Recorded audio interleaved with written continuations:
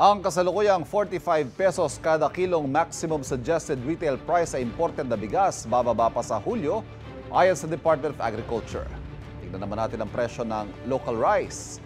Live mula sa Pasig Mega Market, may unang balita si EJ Gomez. EJ. Ivan, simula nga susunod na buwan, ibababa muli ng pamahalaan ang maximum suggested retail price o MSRP sa mga imported na bigas. Malaking bagay daw yan para dun sa mga nakausap natin, no, na kailangan daw magtipid sa araw-araw dahil sa taas ng presyo ng mga bilihin.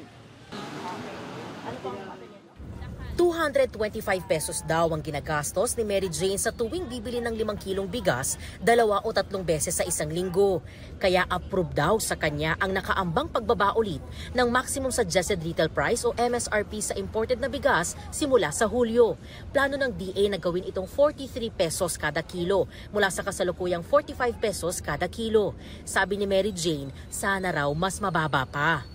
Mas mababa pa puro para upwards po ng mga tao na makaano pa. Kasi talagang ang hirap lalo na po nung nag-50 to 60 na, grabe. Hihintayin daw ni Minda at Dory na may mga maliit na food business ang pagbaba pa ng presyo ng bigas. Siyempre po, maganda sa amin dahil bumaba siya. Ayun, medyo gastusin dahil bumaba. Ayun po. Nakakatipid kami. Maganda yun, mababa. Makakatipid. Sana mas mababa pa sa sunod na buwan para hindi mahirap sa budget. Nilinaw naman ng Agriculture Department na hindi naman maapektuhan ng pagbaba ng presyo ng imported rice ang buying price ng lokal na bigas. Dito sa Pasig Mega Market, ang kada kilo ng ordinaryong local rice mabibili sa 34 pesos hanggang 49 pesos, habang ang premium nasa 49 pesos ang kada kilo. Ang imported rice naman, ibinibenta na sa mas mababang 45 pesos hanggang 49 pesos kada kilo, bahagyang mataas sa itinakdang MSRP.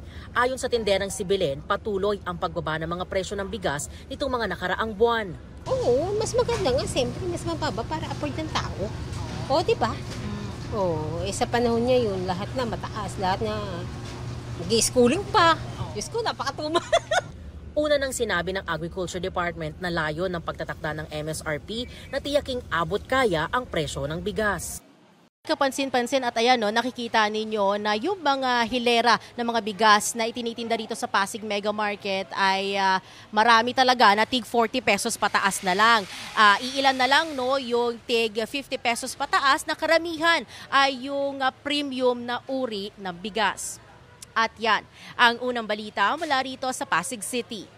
EJ Gomez para sa GMA Integrated News. Kapuso, huwag magpapahuli sa latest news and updates. Mag-iuna ka sa balita at mag-subscribe sa YouTube channel ng GMA Integrated News.